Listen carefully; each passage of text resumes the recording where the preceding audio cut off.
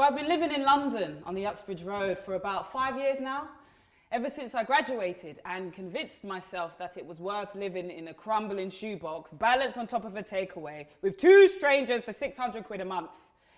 But I feel like this is my city now. I've done all the tourist stuff, got it out my system, done the Eye, seen a musical, had a stupid amount of brunches, but I've never been to a football game, until now. Zainab is a Muslim, Tory-supporting, pie-eating football fanatic. Her and her dad are so different, but when it comes to QPR, they're inseparable. She's always going on at me. You've lived in Shepherd's Bush for 5 years and you've never seen QPR play. It's like a dagger through my heart. Yeah, she's melodramatic. But I realised I had to go. For the sake of our friendship, for the experience, for the story. Zainab suggests I join her at the next FA Cup game, and it's going to be a big one because they'll be playing Brentford. I realise this is a big deal from the intense eye contact Zainab gives me when she tells me. Anyway, I'm excited. The night before, I looked through my entire wardrobe to find something to wear. Something blue, preferably with a hint of white. I imagine myself as the perfect mascot, with my white hijab and long blue dress. It will be amazing. Just my luck. I have every colour headscarf and dress, peaches, purples, pinks, but I don't have blue.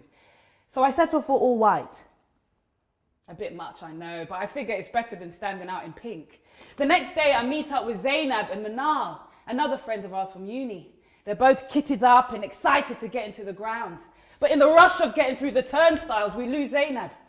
We try to spot her, looking for her blue headscarf and striped team kit, Washington 9 proudly on the back. But she blends into the sea of hoops.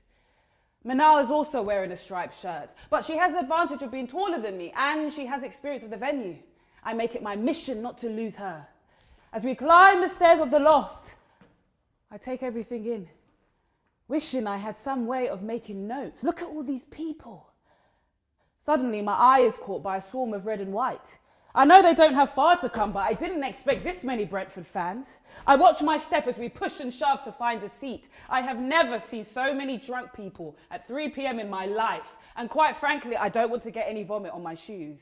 As I squeeze through, holding onto Manal for dear life, we turn, and we're surprised to see Zainab. She's managed to find herself her seat, jammed in between a group of hardcore fans, and she's leading the chant. We love you, Rangers, we do. We love you, Rangers, we do. We love you, Rangers, we do. Oh, Rangers, we love you. Ooh, ah, QPR. I said, ooh, ah, QPR. The crowd is massive. Rising up out of the away stands, the bees are chanting back. If you hate Queen's Park Rangers, clap your hands. If you hate Queen's Park Rangers, clap your hands. If you hate Queen's Park Rangers, hate Queen's Park Rangers, hate Queen's Park Rangers, clap your hands. Who are ya? Who are ya? Who are ya? As we push forward towards our seats, I think, what an interesting cultural phenomenon. I pause again, taking everything in, and try not to pay attention to the smoke, which I hope is from cigarettes and not weed. Suddenly, as I pass, a really big QPR fan who's shirtless and completely drunk starts screaming, yeah, yeah! He's cheering me on because clearly we're part of the same team.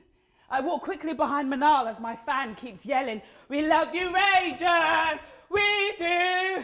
Apart from the large amounts of Carlsberg, the anti-Brentfordism, the second-hand smoking, the fans howling, the first half of the game is not fun. We're 2 goals down and it's half-time. And the sun is clearly setting. I turn to Manal. It's Maghrib time. We need to find somewhere to pray. We head down the steps to the back of the stand. But it's dark and wet and we aren't sure if the wetness is water, beer or puke. We head out towards the turnstiles. And I see a row of police cars parked outside. What about there? Let's pray near the cars. Manal looks at me. Are you crazy? Look at us and look at them. I look. She's right. Next to the police are loads of Brentford fans who didn't get in. It's not the usual fear of Islamophobia that stops us. At this moment, we're more fearful of the anti-QPR bigotry. Manal suggests we find something inside, like a community centre or something, or head back to the Uxbridge Road. Then we see a trailer. There's no one outside. We look at each other. Maybe here, Manal says. Why don't we just go in and ask them if we can pray in here? I look at Manal and think of how I look. I'm wearing a white abaya to match my white headscarf. She's wearing the more traditional football fan wear. Manal, you do the talking, they'll take you more seriously. So we walk in, and my eyes fall on two men in a little room. They're both wearing headphones around their necks and sitting in front of some sort of panel with lots of different buttons and switches and screens in front of them. They look up at us. One man says, "Can we help you?" I push Manal in front of me. You see, we're Muslim and we need to pray. Both of the men look at us curiously. "You need to use the bog." Me and Manal look at each other momentarily, a bit confused. No, you see, we're Muslim and we need to pray.